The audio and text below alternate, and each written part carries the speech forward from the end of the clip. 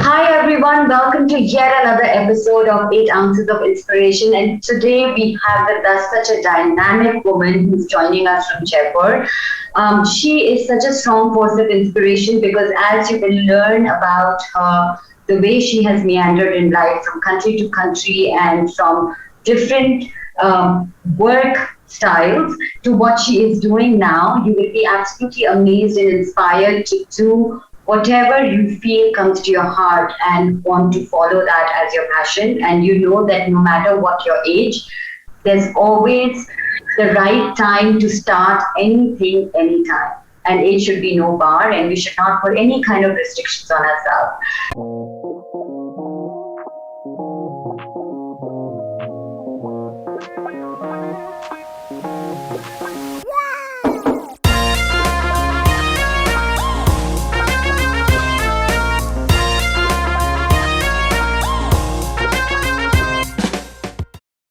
So with us, we have Saloni Bhandari today.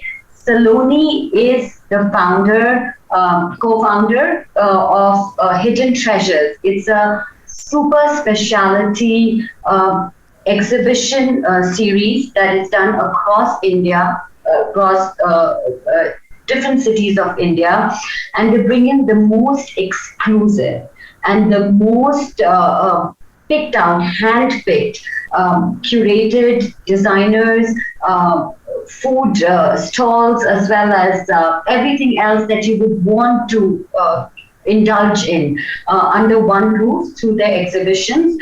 And mind you, I must say that it is very, very hard to get in to the exhibition and to get a stall there. So it's super exclusive, and that is what makes it so unique and has so many footfalls that it absolutely delivers a very high return on investment even for the people who display over there and come to exhibit. So that's been one of the very key successes of Hidden Treasures, and it's been a very strong force from Saloni to make it what it has been in just 4 years, I would say.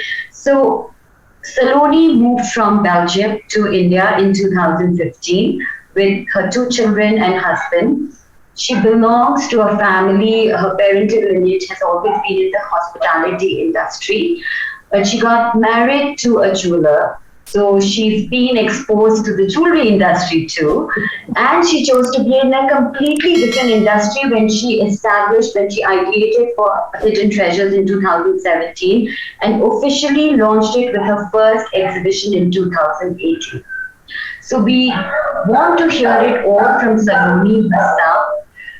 So Saloni, firstly, thank you so much for accepting the invitation. I know you're very, very busy with scheduling and preparing for the next set of exhibitions.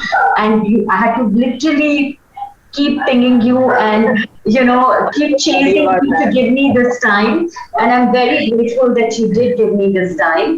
So welcome and thank you. Thank you so much for having me, Nidhi, honestly, and I'm so sorry for being this troublesome, but yeah, we had back-to-back shows, so I was just trying to make space No, I'm for just glad you're here, and I'm glad that everyone's going to hear your amazing story from your mouth. Thank you So, so much. my first question that I want to ask you is, Yeah. how did the idea come about of Hidden Treasures? So, just a moment. So, I know that when you were in Belgium, your work, you focused mostly on parenting and bringing up 2 little children because in the West there's little help. And your work was more voluntary based rather than, working for creating a business venture and all of that. So, firstly, how did the idea come about? And what seeded it in? What was it that you thought was inadequacy that you saw in the market that made you come up with this idea and launch it?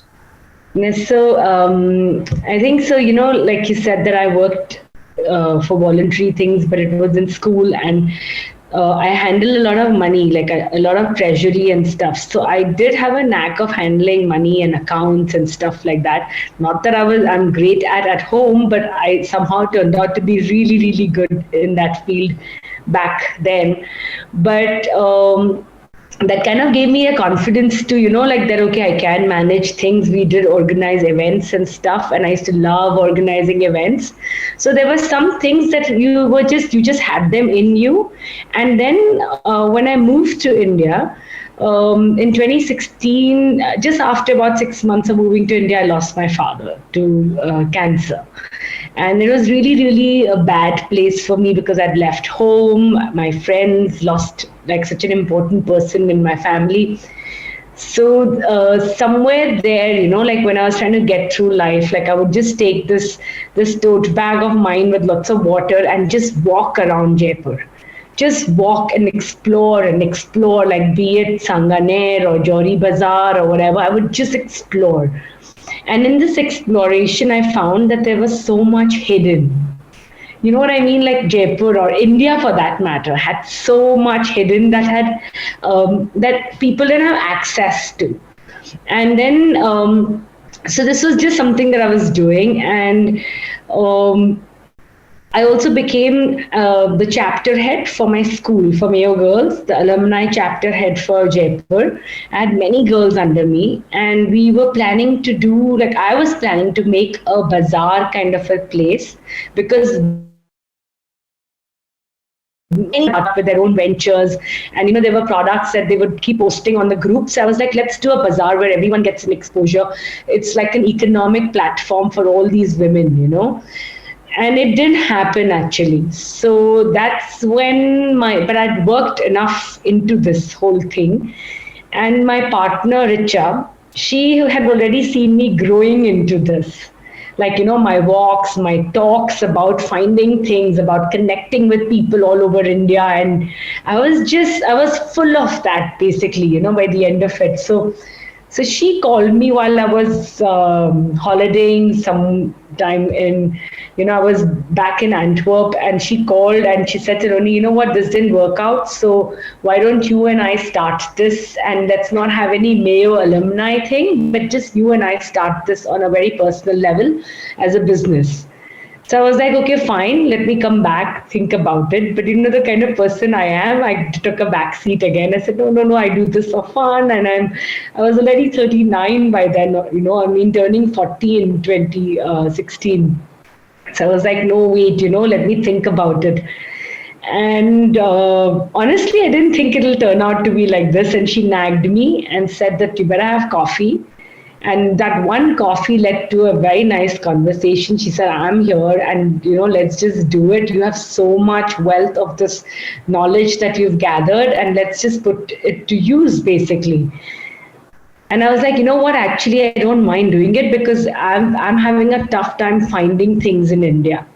And it's all here. Like I got back things from Antwerp that were made in India. So I said that really made me feel sad that being in India, I couldn't find it, So I said, okay, let's do it. And then she was like, what are we going to name it? And that's when I said Hidden Treasures immediately, because I knew that that's all I kept thinking during my walks, that India is a hidden treasure. India is a hidden treasure. And like any treasure to be found, you need to hunt it, right? And my passion to keep hunting and hunting just led me to many places and many connections. And I think that was really the birth of, and I was at a place where I think I could have used this kind of distraction, let's put it that way also, that I needed to like start life somewhere again, because I've kind of got lost for that 1 or 2 years. And I didn't know what to do next in my life. Like I couldn't put the little pieces of me that had fallen apart back together. So it kind of gave me the strength to move forward in life. And I think I really enjoyed it. Like I couldn't be thankful enough for it to fall in my lap like this, So, thank you. I mean, that is so wonderful, because I know that this space, when I came to Jaipur, which was earlier than 2011 when I moved to India, that's all I heard about, in my dance classes, because I teach dance, that people would talk about this exhibition is on, that exhibition. I'm not an exhibition shopper. Like, in the US, you don't have exhibitions. And in Singapore, yes, they were, but I've just never been. I'm one of those, I need a personal shopper to shop for me because I can't do so much of looking myself. And I used to think that if there's so many exhibitions, how do people sell so frequently, right? And it was a crowded space. It is a crowded space. It is, but Nidhi, I'll tell you what happened. When we started, I was already here, right? Like I was here for 1 or 2 years. It was 2017 when Hidden Treasure really took birth. Yeah. But I would go looking for clothes because my wardrobe for India was very limited. Like I had more silks because Europe wore more silks. I mean, I had all my events in winters, which was Diwali and everything. So I had more winter clothes. I didn't have summer clothes. I didn't have enough Indian good, smart Indian wear or the kind of stuff that I wear. So I went to all the exhibitions and didn't find anything. And that's what made me like feel that there is a gap. Yes. There's always a gap, and it's about just catching that little gap, and it was about building that bridge between the consumer and the product. And that's exactly what we did. So when you say that it's hard to get in Hidden Treasure, that's not so hard. You just have to have a product, right? And you have to be very exclusive.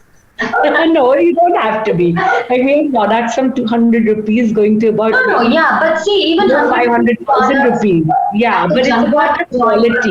Yeah. It's about the quality. Like Catches your eye. yeah, it's about when I'm spending my money or when my shopper, it's not just about me. Yeah. But when say Nidhi comes to my exhibition or say anybody else, when I'm making you spend money in my exhibition, I want you to go home and say that, wow, I got something back that I really enjoyed.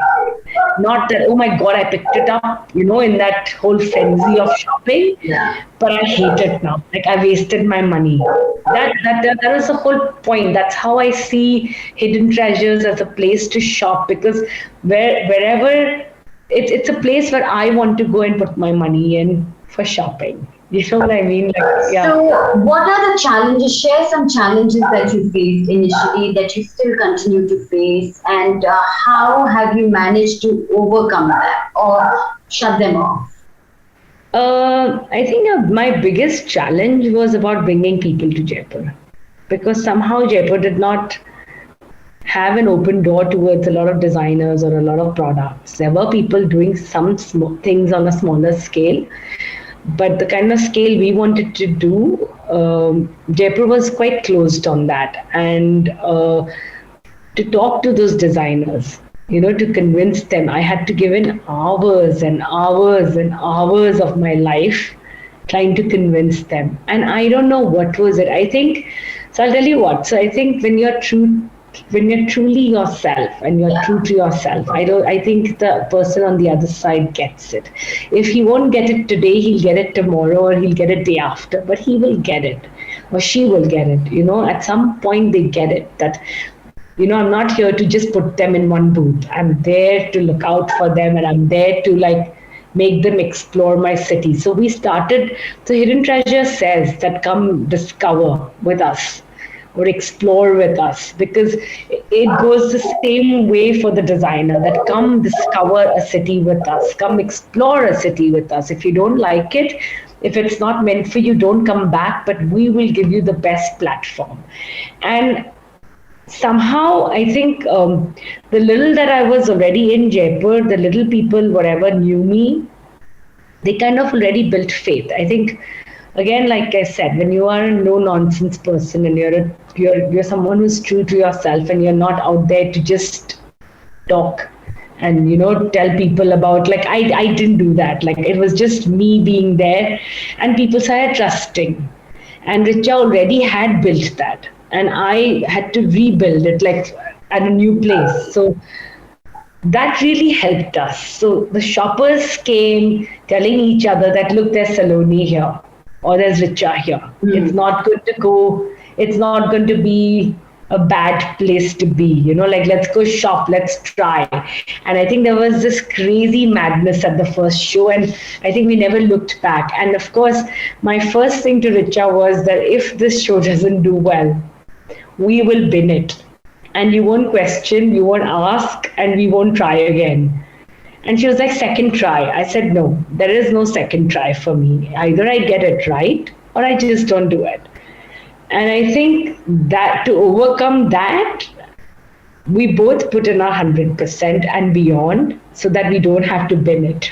Yeah. So I think the challenge was about just getting the best out of you and convincing the other person that, It's worth just come yeah, to yeah, us. yeah, let's go. And what about any operational challenges on the way that, Not really. I think, again, I feel that it just falls in place, you know? awesome. It just falls in place. Like I found my printer in the first go. And I'm telling you, he's a blessing in disguise. He only does my work on a small scale. He doesn't do anybody else's. So it's the relationships that you build over and over. But it's about even finding the guy who did the first event with us. He was a startup and he came to us and he said, I've heard you're doing an exhibition. I'm a startup. I need I need someone to do an event with me because I need to start somewhere. So we got him in, and we were actually his first show ever. And we haven't stopped working with him either. So it's about just having faith in people. And I think taking a risk and taking your chances might be a challenge, but then you don't look at them as a challenge. Yeah. You look at them as an opportunity. And so the guy, we molded him. We made him to be what we wanted him to be. You get my point? Yeah. So that's an opportunity, right? If I had had someone else who was pro at doing it would say, nahi, main to aise hi karta hu, So there were a lot of this and that, but honestly, I think the path just kept clearing up. One thing led to another. We did make some mistakes. We overspent somewhere. We did certain things that we didn't need to do or overdid some. But honestly, I think it just falls in place. Like we got a PR company on board. I mean, we were sure. Like so I like to think out of the box sometimes, and most of the times say. So I would just sit and my brain wouldn't stop functioning. So I would just keep thinking, what next? What is it that I need to do to build the brand? Yeah. So and I think when you go with a force to get something, I don't think so the challenges really come. You will overcome anything that comes by your way. So that brings me to my next question, that a lot of designers from different parts of India, a lot of new entrepreneurs, right, some of them have launched themselves through Hidden Treasure, right? And that's absolutely amazing because I'm an entrepreneur coach and trainer.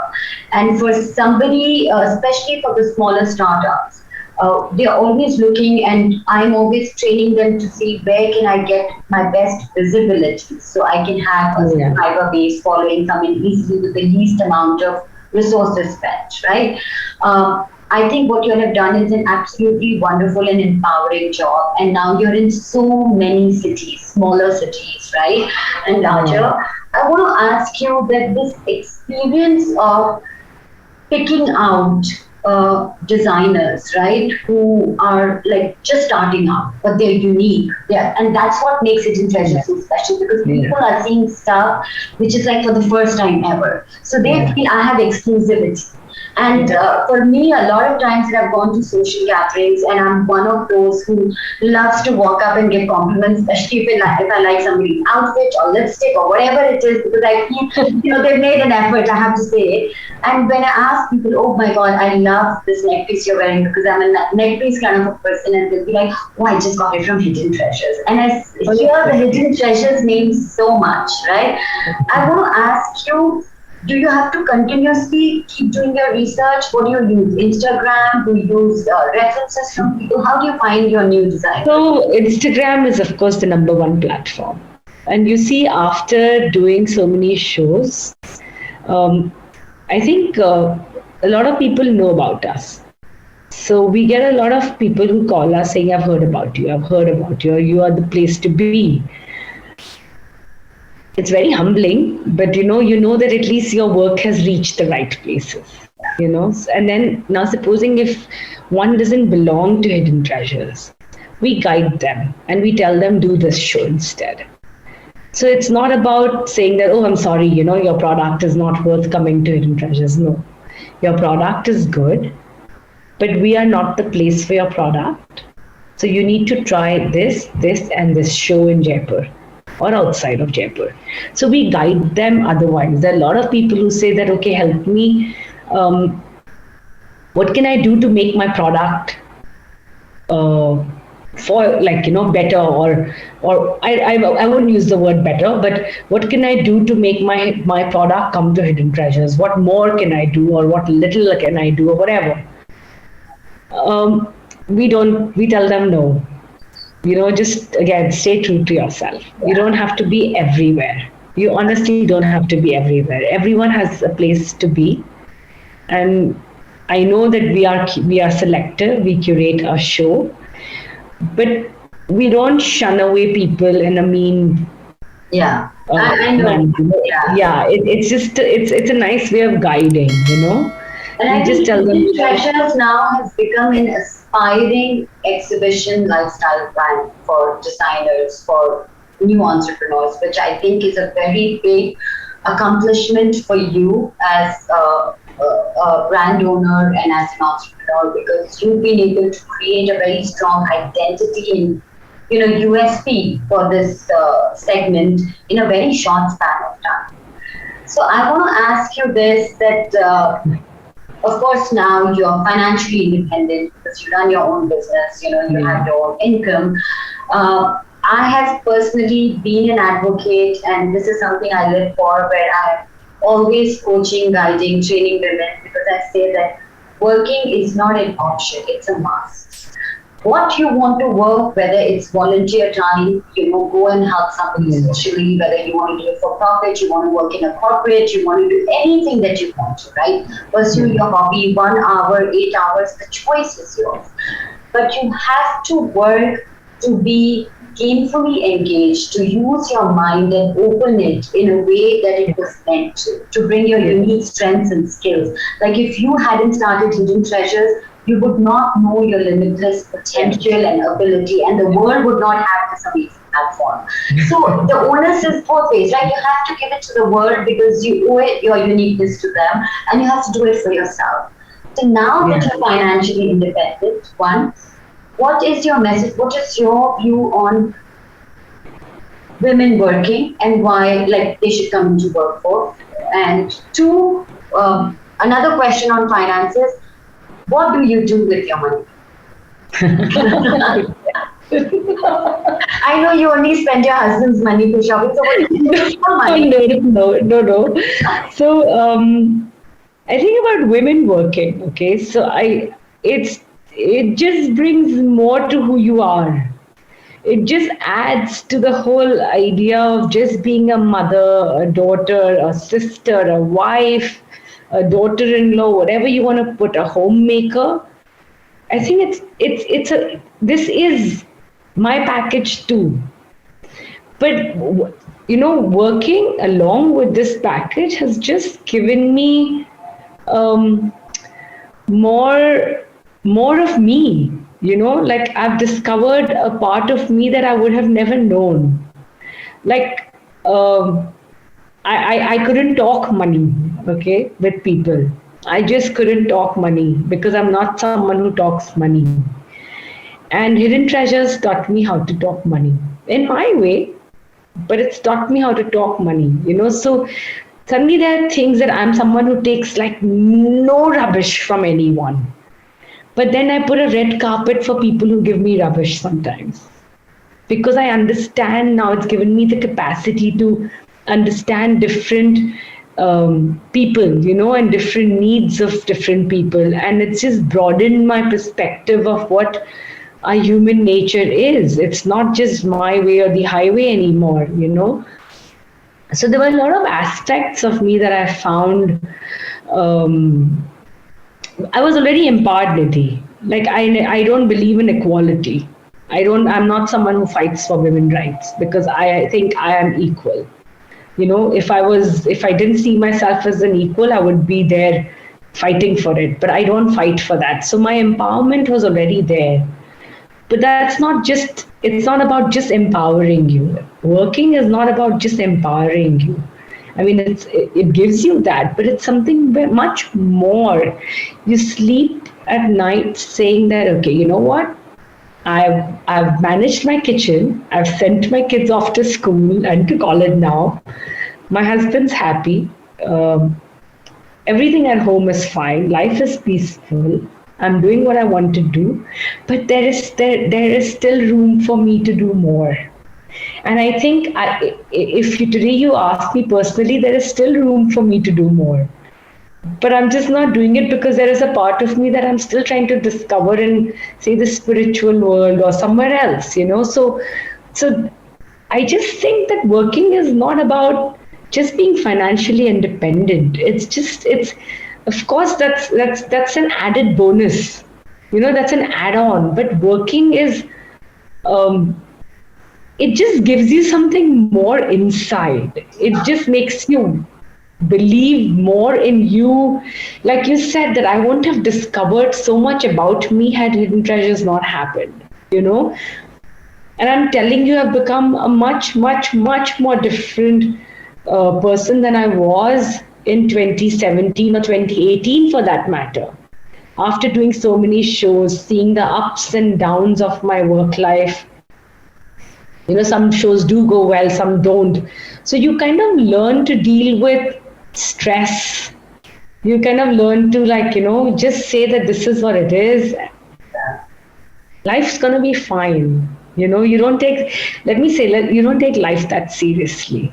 Once you start doing everything, you just know, I don't know how to tell you, but it just all falls in place, and it gives you courage. That I know that I am someone who can take care of not just me, but also my people. And that's something which, as a homemaker, I wouldn't have had. Apart from just feeding and cleaning them and looking out for them, there was not much that I could do. But now when I'm working, there's much more I can do for them.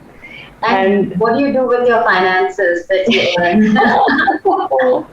Of course, I do spend a little at my own show, because I do spend my money. And invest? Because, of course, I invest. So a bigger chunk of it goes in investment. Most of it in shares, mutual funds. I've created FDs. But most of it, I think I would say, in the shares. Okay, so you are an equity investor, and are you an active trader, or you just believe in long-term investing? So I am someone who can't be a trader because I like to hold. So that's a good place to be.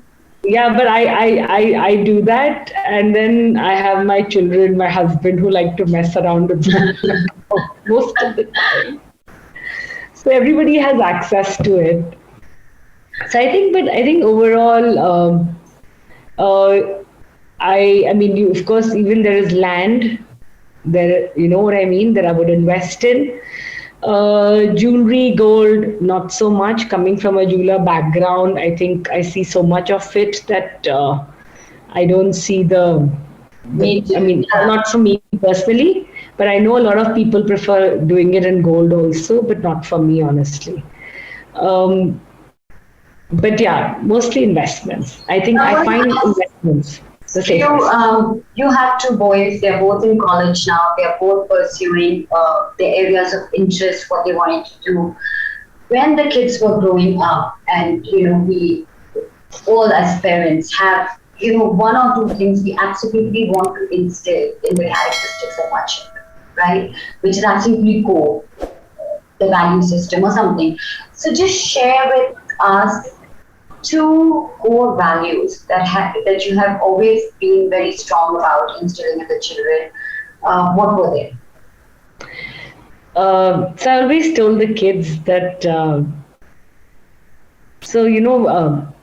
I'm a Jain, and Jainism, like any other religion, is also very strong in its belief that you do this, you do this, you do this. But I always told the kids that it's all about being a greater human being, about a better human being. If you're not that, then you're nobody. And that's something my kids stuck by, and they gave it back to the rest of my family, saying that, we've learned to be better human beings than being a Jain, just a Jain. I'm not saying that it's got anything to do, but what I would tell them is just that by praying to God, you don't give yourself a carrot for it, right? You've got to act on it, and that's what I taught my kids. And small things like when they were little, and when a 3-year-old, 4-year-old kid would wear a Nike shoe back then. I don't know why it was a big thing in his grade.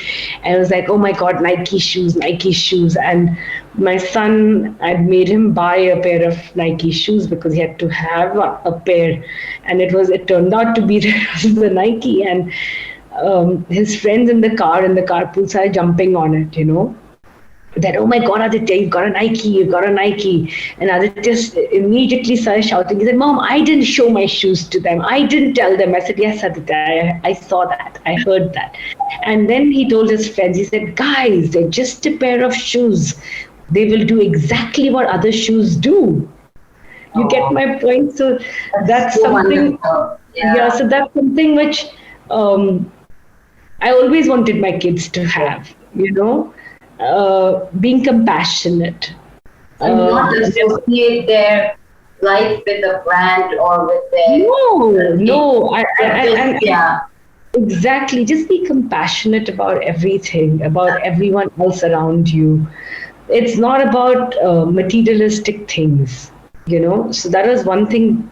Yeah. Apart from being good natured and good whatever, this was another thing I wanted to teach them because I could see the world going the other way. And being very open about everything, whether it hurt one's feelings or not. But you've got to be out there as verbal as possible. Like, I couldn't have them banging doors and not telling me why they banged the door. So you were allowed to bang the door, but you had to calm down and come and tell me why you banged the door. You see, so these are you have to express open communication. Yeah. That there's nothing wrong. And what really, Nidhi, what I really, really, really taught them was that failing in life is all right, Not making it sometimes in your grades or in races or in a tournament is okay, because it'll only make you better, or that experience might teach you something. But if you are someone who looks at it in self-pity, then maybe I've not raised you right. You know what I mean? So that was something which I always told them, that self-pity doesn't exist. Yeah. And failing is a part of life, but fall and stand again. Fall and stand again. That's what life. And I said, if you give up now with, say, one race and you lost it all and say, I'm never going to race again, then are you going to do this with your life, the rest of your life, when things are more important? I said, are your children going to be on the street because you decide that, oh, I'm not going to do it again? So, these are the things that we always spoke about. So I think, I think open communication about parents, with parents is so important for children these days, because I see that social media has made them more and more aloof, alone. Sometimes they have a hard time even interacting with their friends authentically, because of the fear of being judged, or people laugh, so it just puts down your self-esteem, and you're not sure when it sticks, right? So I think if they get that atmosphere at home, it's such a breath of fresh air, and it's so nurturing. Which brings me to my last question, which is a book that you may have read along your life, but which has stuck very close to your heart because you loved the book or you loved what it gave you, or the takeaways.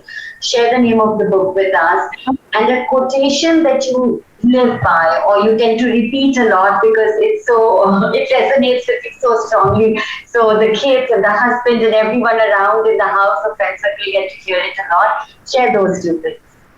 Okay, so the book. There's a book called Many Lives, Many Masters by Brian Weiss. That kind of stayed with me. See, I am a little spiritual as a person, so that kind of stayed with me because it's all about what you do today is what you will pay for tomorrow or what you will get tomorrow, you know.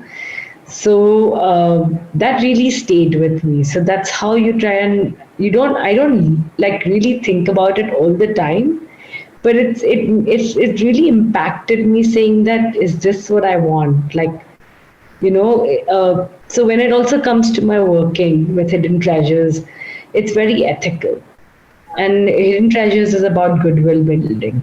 So say if someone doesn't do well with us, we look after them. We look after them in some way or the other, but we will never turn our back on them. Because firstly, money doesn't grow on trees. Secondly, everybody's worked hard to be somewhere. And we owe it to them for trusting us. So, these are things that these are things that they are who you are also. But at the end of the day, when I read that book, I've read it about twice, thrice, and you know that your past will always carry on to your next life or your future or whatever, So that book really resonates with me when it comes to keeping it clean and keeping it simple, and just live your life basically. And which brings me to my motto, is which I tell everybody, is live and let live. So when the kids will come and say, Mom, this, I said, no, just live. So if they even bicker about someone, I look at them and I'm like, oh my God, what have I turned you guys into? And they're like, what do you mean? I said, you're talking like these two little, birds, and like it's just quack, quack, quack. Time. I said, what have I raised you guys to be? And I was like, just live. Just live. Don't, you live so much that you have no time to talk about others or look into others' life. True. So live your life, and live it to the way you want to live it. I mean, we all compromise, but I only compromise to the extent my soul can take. Yeah. I don't compromise beyond that. So the book teaches you a lot about the soul. And I don't see me ending here. I'm a soul that will carry on and go on and on and on. And that's what, yeah, so I think just live and let live. And that's the motto of my house. So when anyone comes to me, I just shout, live and let live. So that's something that it's something so commonly said, but it's so uncommonly used. So I would really, yeah. You want to live.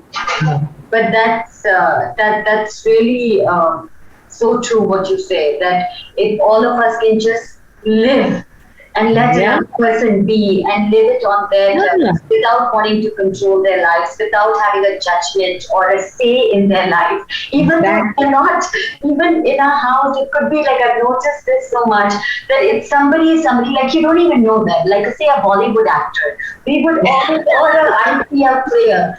Everyone will have a judgment or a say about how he should have played, how he should have held the bat, or why his movie didn't do well because he's this, he's that. And it's just like you don't even know what the life is all about. What are they going through? The pressure, the whatever it is, right? No, but you're not here to like please everybody, right? I'm not perfect. I'm not a saint. I'm not here to please everyone. So when I say live and let live, means there are people who piss me off also, who annoy me. But just let it be, You just let go of it. Let it fly. Like, I'm not bringing that person home. You know what I mean? Like home, which is within. Yeah. So I guess, on that note, I want to say thank you so much for being with the audience, being with me, being in this candid conversation, being so authentically yourself, which you are always, and Yeah. for sharing how you have created such a beautiful life of your own work, and how things have just fallen into place because there was a larger purpose, and the drive that you had was so pure that things just started to happen on their own because it was meant to be. And I hope that more and more people who watch this episode can take that step ahead, to give it a try and to allow life to unfold itself for them, so that they can really explore what they're really meant for being in this world. And it's never too late, Nidhi. It's never too late. I was 41 when I started working. You know, my bank hit a ting when I was 41. So I think it's never too late, you know. Yeah, so. Thank you, Saloni, and all the best for Hidden Treasures. And may you expand to all cities, all states in India, and see heights that you're meant to see with this. No, thank you so much. Thank you so much for having me. Thank you. Bye-bye.